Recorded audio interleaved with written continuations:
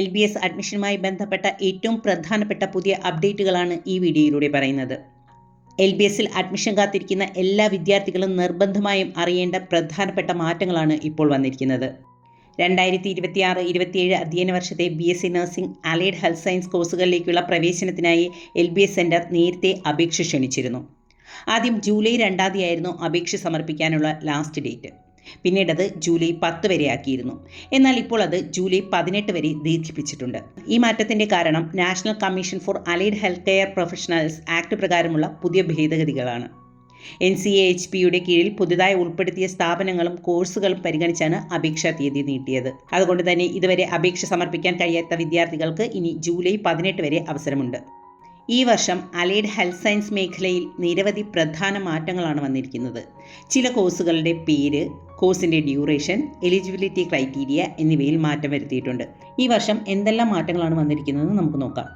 ആദ്യം കോഴ്സിൻ്റെ പേരിലും ഡ്യൂറേഷനിലും വന്ന മാറ്റങ്ങളാണ് നോക്കുന്നത്.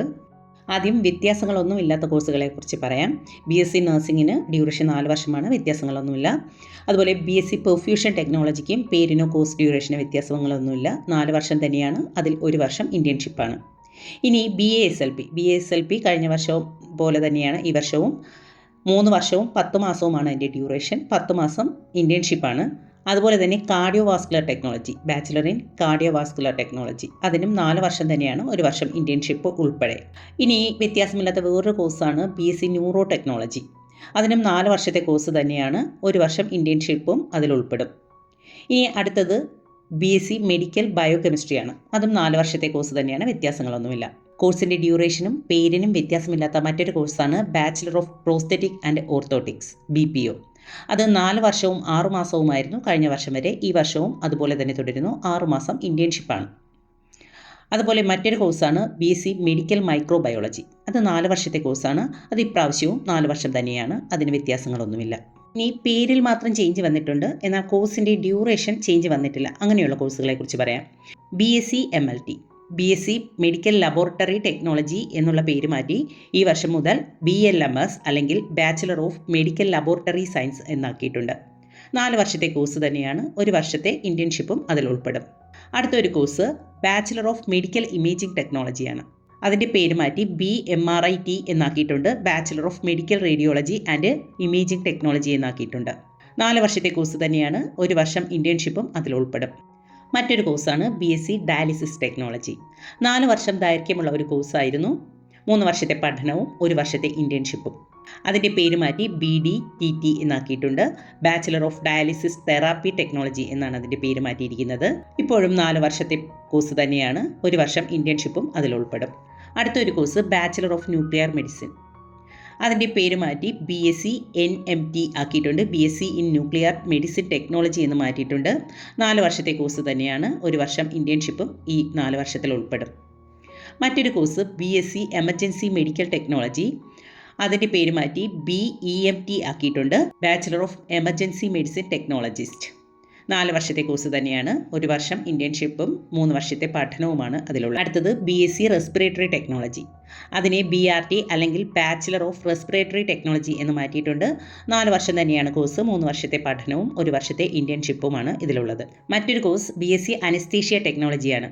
BSc അനസ്തീഷ്യ ടെക്നോളജിയുടെ പേര് മാറ്റി BAOTT എന്നാക്കിയിട്ടുണ്ട്. Bachelor of anaesthesia and operation theatre technology. 4 വർഷത്തെ കോഴ്സ് തന്നെയാണ്, 3 വർഷത്തെ പഠനവും 1 വർഷത്തെ ഇൻറ്റേൺഷിപ്പുമാണ് ഇതിലുള്ളത്. ഇനി നമുക്ക് ഓരോ കോഴ്സിനും ഡ്യൂറേഷനിൽ വന്ന ചേഞ്ച് നോക്കാം. ആദ്യത്തെ കോഴ്സ് BSc ഒപ്റ്റോമെട്രി. BSc ഒപ്റ്റോമെട്രിയുടെ പേരിനും കോഴ്സിൻ്റെ ഡ്യൂറേഷനും ചേഞ്ച് വന്നിട്ടുണ്ട്. BOpto അല്ലെങ്കിൽ ബാച്ചിലർ ഓഫ് ഒപ്റ്റോമെട്രി എന്നാണ് പേരിൽ വന്ന വ്യത്യാസം. 4 വർഷത്തെ കോഴ്സ് ഡ്യൂറേഷന് പകരം ഇപ്പോൾ 5 വർഷമാക്കിയിട്ടുണ്ട്. നേരത്തെ 3 വർഷത്തെ പഠനവും 1 വർഷത്തെ ഇൻറ്റേൺഷിപ്പുമായിരുന്നു. എന്നാൽ ഈ വർഷം മുതൽ അത് 4 വർഷത്തെ പഠനവും 1 വർഷത്തെ ഇൻറ്റേൺഷിപ്പുമാക്കി മാറ്റിയിട്ടുണ്ട്. അടുത്തൊരു കോഴ്സ് ബാച്ചിലർ ഓഫ് ഫിസിയോതെറാപ്പി. 4.5 വർഷമായിരുന്നു അതിൻ്റെ കോഴ്സ് ഡ്യൂറേഷൻ. എന്നാൽ ഈ വർഷം മുതൽ അത് 5 വർഷമായി മാറിയിട്ടുണ്ട്. BPTക്കായി കഴിഞ്ഞ വർഷം വരെ 6 മാസത്തെ കമ്പൽസറി ഇൻറ്റേൺഷിപ്പേ ഉണ്ടായിരുന്നുള്ളൂ. എന്നാൽ അത് ഈ വർഷം മുതൽ 1 വർഷമാക്കിയിട്ടുണ്ട്. അതുകൊണ്ടാണ് 4.5 വർഷം എന്നുള്ളത് 5 വർഷമായിട്ടുള്ളത്. മറ്റൊരു course bachelor of radio therapy technology. അത് 4 വർഷത്തെ കോഴ്സായിരുന്നു. ഈ വർഷവും അത് 4 വർഷത്തെ കോഴ്സ് തന്നെയാണ്. പക്ഷേ 3 വർഷത്തെ പഠനവും 1 വർഷത്തെ ഇൻറ്റേൺഷിപ്പുമായിരുന്നു കഴിഞ്ഞ വർഷം വരെ ഉണ്ടായിരുന്നത്. എന്നാൽ ഇപ്പോൾ ഇൻറ്റേൺഷിപ്പിൻ്റെ സമയം കുറച്ച് 6 മാസമാക്കിയിട്ടുണ്ട്. അതായത് 3.5 വർഷത്തെ പഠനവും 6 മാസത്തെ ഇൻറ്റേൺഷിപ്പുമായി മാറ്റിയിട്ടുണ്ട്.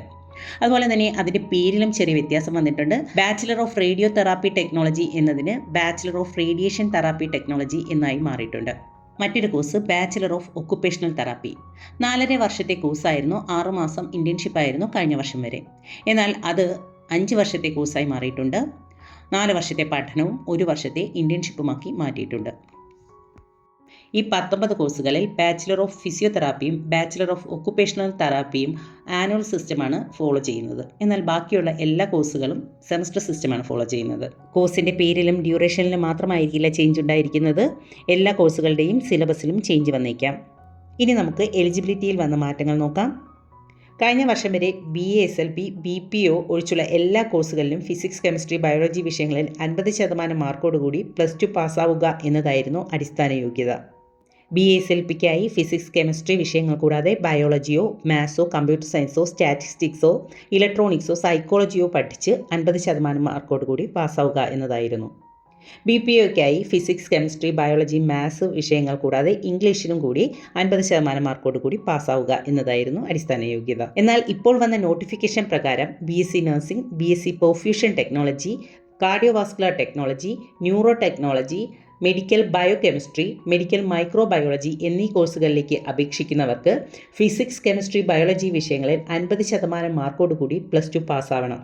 +2 അല്ലെങ്കിൽ Kerala university of health science അംഗീകരിച്ച ഇക്വലൻ്റ് ആയിട്ടുള്ള ഏതെങ്കിലും എക്സാമുകൾ പാസ്സായിരുന്നാലും മതിയാകും. PLMS, PEMT, BMRIT, BRTT, BDTT, BRT എന്നീ കോഴ്സുകളിലേക്ക് ഫിസിക്സ്, കെമിസ്ട്രി, ബയോളജി വിഷയങ്ങൾ പഠിച്ച് +2 അല്ലെങ്കിൽ ഇക്വലൻ്റ് എക്സാമുകൾ വിജയിച്ച കുട്ടികൾക്ക് അപേക്ഷിക്കാം എന്നാണ് പറഞ്ഞിരിക്കുന്നത്.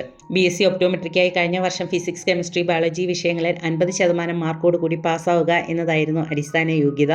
എന്നാൽ ഈ വർഷം മുതൽ ഫിസിക്സ്, കെമിസ്ട്രി എന്നിവയ്ക്ക് പുറമെ ബയോളജി അല്ലെങ്കിൽ മാത്സ് പഠിച്ചാലും നമുക്ക് ഒപ്റ്റോമെട്രിയിലേക്ക് അപേക്ഷകൾ സമർപ്പിക്കാം. അടുത്തത് BPT, BOT കോഴ്സുകളിലേക്ക് അപേക്ഷിക്കുന്നവർക്ക് വേണ്ട യോഗ്യതയാണ്.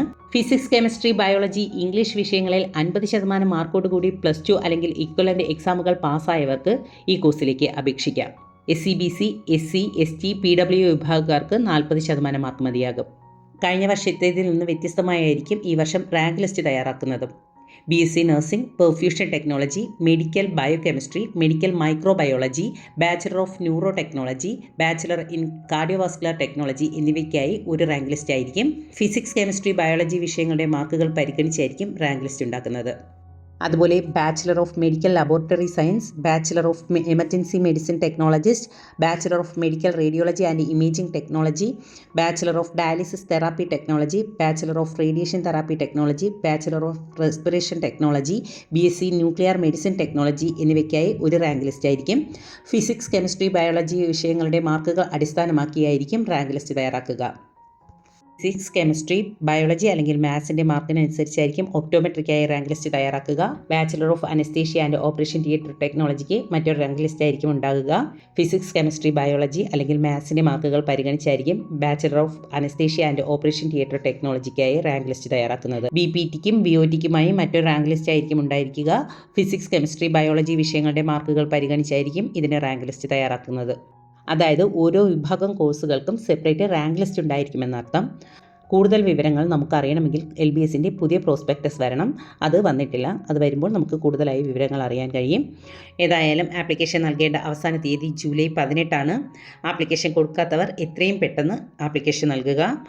LBSൽ അഡ്മിഷൻ കാത്തിരിക്കുന്ന എല്ലാവരും LBSൻ്റെ വെബ്സൈറ്റിൽ പോയി ഡീറ്റെയിൽസുകൾ വായിച്ച് മനസ്സിലാക്കുക. എന്തായാലും LBSൻ്റെ അലോട്ട്മെൻറ്റുകൾ വൈകും എന്നാണ് ഈ സാഹചര്യത്തിൽ മനസ്സിലാക്കേണ്ടത്. അതുകൊണ്ട് തന്നെ ഇൻഡെക്സ് മാർക്ക് കുറഞ്ഞ കുട്ടികൾ മറ്റ് സാധ്യതകൾ കൂടി പരിഗണിക്കുക.